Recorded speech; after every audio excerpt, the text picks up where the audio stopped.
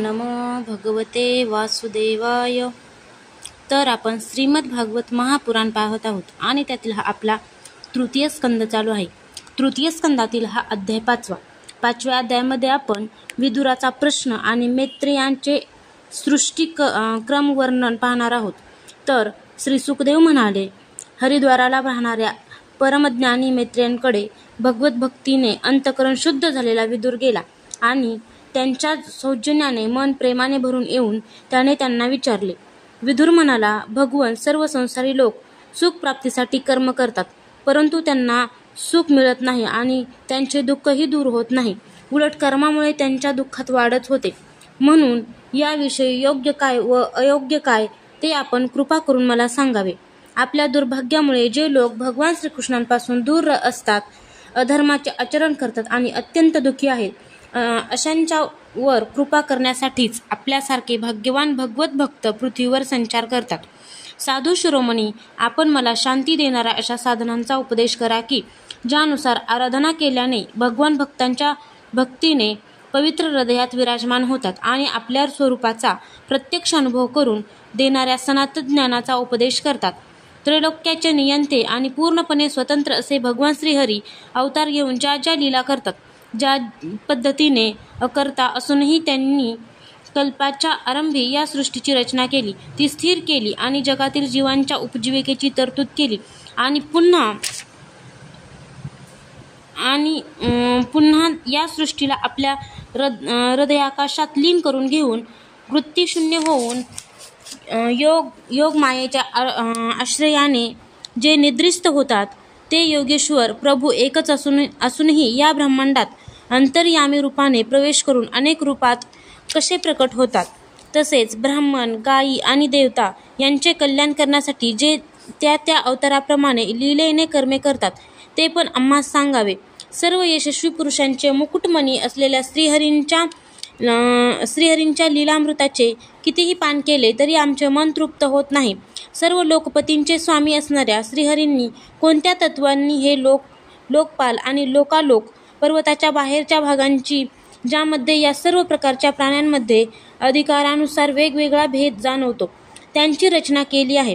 ब्राह्मणश्रेष्ठ त्या विश्वकर्त्या स्वयंभू श्री नारायणांनी आपल्या प्रजेचा स्वभाव, कर्म, रूप आणि नामभेद यांची कोणत्या प्रकारे रचना केली.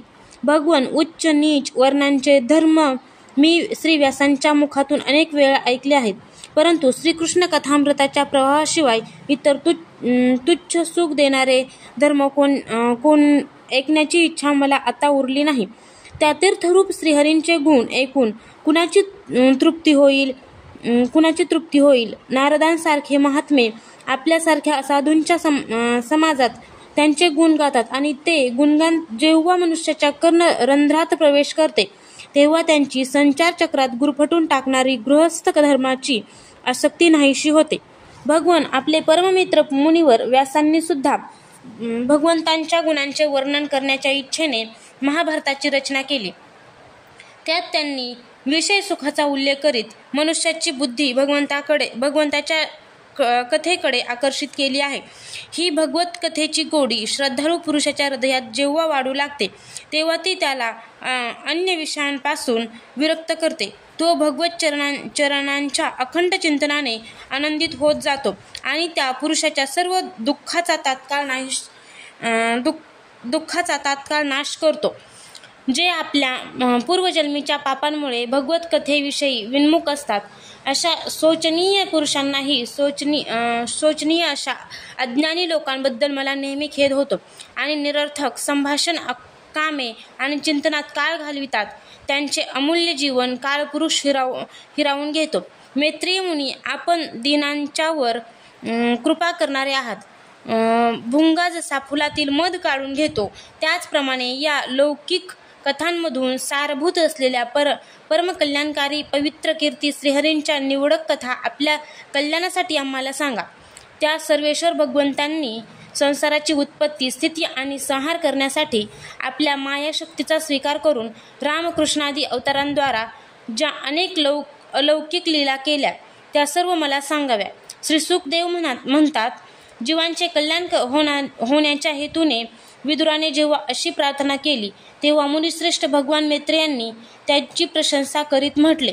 मैत्रेय म्हणाले, साधू स्वभाव विदुरा, सर्व जीवांवर अनुग्रह करण्यासाठी आपण ही फार चांगली गोष्ट मला विचारली. आपले चित्त नेहमी भगवतचरणीय लागलेले असते, त्यामुळेच तुझी कीर्ती सर्वत्र पसरली आहे. तू श्री व्यासांचा औरस पुत्र असल्याने अनन्य भावाने सर्वेश्वर श्रीहरींचा आश्रय केलास, यात काही आश्चर्य नाही. तू प्रजेला शासन करणारा भगवान यमच आहेस. मांडव्य ऋषींच्या शापामुळे श्री व्यासांचा भाऊ विचित्रवीर्य याच्या दासीच्या गर्भातून श्री व्यासांपासून तुझा जन्म झाला आहे. श्री भगवंत त्यांचे भक्त यांना तू नेहमीच प्रिय आहेस. म्हणूनच निजधामाला जातेवेळी भगवंतांनी तुला ज्ञानोपदेश करण्याची मला आज्ञा केली आहे.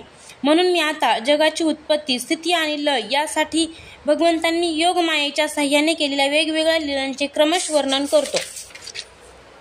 सृष्टी रचनेच्या पूर्वी हे विश्व म्हणजे आत्म्याचे आत्मा आणि त्यांचे स्वामी एकमेव परमात्माच होते. माया आवरण्याची त्यांना इच्छा झाली असता सृष्टीमध्ये अनेक वृत्तीच्या भेदामुळे जी अनेकता सृष्टीस पडते तीही नाहीशी होऊन ते एकटेच उरतात. ते द्रष्टा होऊन पाहू लागले, परंतु त्यांना काहीच दिसले नाही, कारण त्यावेळी ते स्वतःच्याच अद्वितीय रूपाने प्रकाशित होत होते. अशा अवस्थेत ते स्वतःला नसल्याप्रमाणे समजू लागले. खरे पाहता ते असत नव्हते, तर त्यांच्या शक्ती निद्रिस्त होत्या, पण त्यांच्या ज्ञानाचा लोप झाला नव्हता. द्रष्टा आणि दृश्य यांना एकत्र आणणारी शक्ती म्हणजे कारणरूप माया होय. महाभाग विदुरा, या मायेच्या द्वाराच भगवंतांनी हे विश्व निर्माण केले आहे. काळाच्या शक्तीने जेव्हा या त्रिगुणात्मक मायेचा क्षोभ झाला तेव्हा त्या इंद्रियातील चिन्मय परमात्म्याने आपला अंश असलेल्या पुरुष रूपाने चिदाभासरूप बीजाची स्थापना केली. तेव्हा काळाच्या प्रेरणेने त्या अव्यक्त मायेपासून महत्त्व प्रकट झाले. ते खोट्या अज्ञानाचा नाश करणारे असल्याने विज्ञान स्वरूप आणि आपल्यातच सूक्ष्म रूपाने असलेल्या विश्वाचे प्रकटीकरण करणारे होते. नंतर चिदाभास गुण आणि कालाच्या अधीन असणाऱ्या महत्त्वावर भगवंतांची दृष्टी पडल्यावर त्यांनी विश्वाच्या रचनेसाठी स्वतःस रूपांतरित केले. महत्त्व विकृत झाल्यावर त्यातून अहंकाराची उत्पत्ती झाली. हा अहंकार कार्य, कारण आणि कर्ता यांच्या रूपात असल्याने तो भूत मात्र इंद्रिय आणि मनाला कारणीभूत आहे. तो अहंकार सात्विक, राजस आणि तामस अशा 3 प्रकारचा आहे. म्हणून अहंतत्वामध्ये विकार उत्पन्न झाल्यावर सात्विक अहंकारापासून मन आणि ज्यामुळे विषयांचे ज्ञान होते त्या इंद्रियांच्या अधिष्ठात्या देवता उत्पन्न झाल्या. राजस अहंकारापासून ज्ञानेंद्रिय आणि कर्मेंद्रिय निर्माण झाली. तामस अहंकारापासून सूक्ष्म भूतांचे कारण शब्द तन्मात्र निर्माण झाले आणि त्यापासून दृष्टांत रूपाने आत्म्याचा बोध करून देणारे आकाश निर्माण झाले. भगवंताची दृष्टी जेव्हा आकाशावर पडली तेव्हा आकाशापासून काल, माया आणि चिदाभासाच्या योगाने स्पर्शमात्र निर्माण झाले आणि त्याच्या विकृत होण्याने वायूची उत्पत्ती झाली. अत्यंत बलवान अशा वायूने आकाशासह विकृत होऊन रूप तन्मात्राची रचना केली आणि त्यापासून विश्वाचे प्रकाशक असे तेज उत्पन्न झाले. पुन्हा परमात्म्याची दृष्टी पडल्यावर वायुयुक्त तेजाने काल, माया आणि चिदंशाच्या योगाने विकृत होऊन रस तन्मात्र आणि या तत्वाचे कार्य जल निर्माण केले. नंतर परमात्म्याची तेजाने युक्त असलेल्या जलावर जेव्हा दृष्टी गेली तेव्हा त्याने काल, माया आणि चिदंशाच्या योगाने गंधगुण असलेल्या पृथ्वीला उत्पन्न केले. विदुरा, या आकाशादी भूतांमध्ये जी भूते नंतर उत्पन्न झाली त्यांच्या मध्ये क्रमाने आधीच्या भूतांचे गुण आहेत असे समजले पाहिजे. हे महत्त्वादिकांचे अभिमानी आणि विकार, विक्षेप आणि चेतना यांनी युक्त असणारे देव हे सर्व श्री भगवंतांचेच अंश होते, परंतु वेगवेगळ्या राहिल्याने विश्वरचनेच्या कार्यात यशस्वी झाले नाहीत. तेव्हा ते हात जोडून भगवंतास म्हणू लागले. देव म्हणाले, देवादिदेव, आम्ही आपल्या चरणकमलांना वंदन करीत आहोत, जी आपल्याला शरण आलेल्या जीवांचे ताप दूर करण्यासाठी छत्राप्रमाणे आहेत. तसेच याचा आश्रय घेतल्यानेच संन्यासी लोक या संसारातील अनंत दुःखांना सहजासहजी दूर फेकून देतात. हे जगतकर्त्या जगदीश्वरा, या संसारात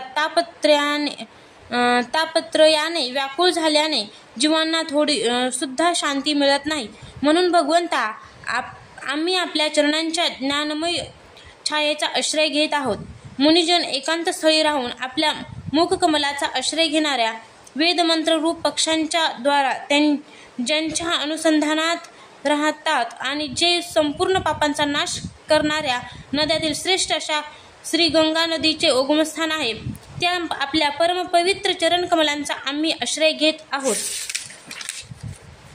तुमचे भक्तजन तुमच्या ज्या चरणकमलांना श्रद्धा आणि श्रवण कीर्तन रूप भक्ती करून शुद्ध केलेल्या अंतकरणात धारण करतात आणि वैराग्याने पुष्ट झालेल्या ज्ञानाने परमज्ञानी होतात, त्या चरणकमल ठेवण्याच्या आसनाचा आम्ही आश्रय घेत आहोत. ईश्वरा, आपण संसाराची उत्पत्ती, स्थिती आणि संहार यासाठीच अवतार घेता.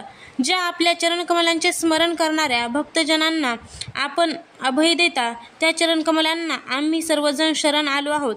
हे भगवान, ज्या पुरुषांमध्ये देह, घर आणि त्यांच्याशी संबंध ठेवणाऱ्या इतर तुच्छ पदार्थांच्या बाबतीत अहंकार आणि ममतेचा दृढ दुराग्रह आहे, त्यांच्या शरीरात आपण अंतर्यामी रूपाने राहत असूनही त्यांच्यापासून पुष्कळ लांब आहेत त्या आपल्या चरणांचे आम्ही भजन करतो.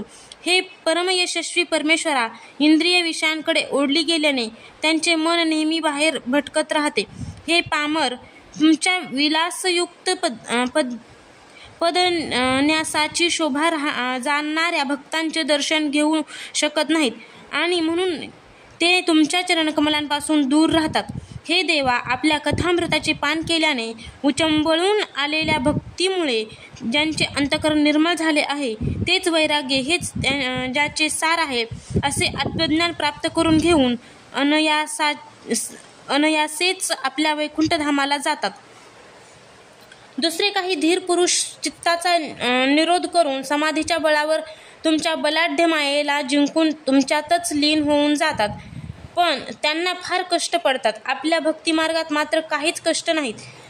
हे आदिदेवा, सृष्टी रचनेच्या इच्छेने आपण आम्हास त्रिगुणयुक्त केलेले असल्याने आम्ही भिन्न स्वभावाचे आहोत आणि म्हणूनच आम्ही आपापसात एक होऊ शकत नाही. म्हणून आपल्या क्रीडेचे साधन असणारे ब्रह्मांड रचून ते आपणास समर्पित करण्यास आम्ही असमर्थ आहोत. हे जन्म नसलेल्या ईश्वरा, ज्यामुळे आम्ही ब्रह्मांडाची रचना करून आपल्या सर्व प्रकारचे भोग वेळेवर समर्पण करू शकू आणि जेथे स्थिर होऊन आम्ही सुद्धा प्रत्येकाच्या योग्यतेनुसार अन्न ग्रहण करू शकू, तसेच हे सर्व जीव सर्व प्रकारच्या विघ्नांपासून दूर राहून तुमच्यासह आम्हाला भोग अर्पण करून आपापले अन्न भक्षण करू शकतील, असा उपाय करा. कार्यरूप सृष्टी आणि आम्ही देवता यांचे आपण निर्विकार पुरुषच आदिकारण आहात. कारण हे देवा, प्रथम अजन्मा अशा आपणच सत्वादी गुण आणि जन्मादी कर्माच्या कारणरूप अशा माया शक्तीत आपले चित्ताभासरूप वीर्य स्थापन केले आहे. हे परमात्म्या, महतत्व इत्यादी रूपांनी युक्त असे आम्ही देवगण या कार्यासाठी उत्पन्न झालो आहोत. त्यासंबंधी आम्ही काय करावे? देवा, आपणच आमच्यावर अनुग्रह करणारे आहात. म्हणून ब्रह्मांडाच्या रचनेसाठी आपण आम्हाला क्रियाशक्ती आणि ज्ञानशक्ती प्रदान करावी. अध्याय 5 समाप्त.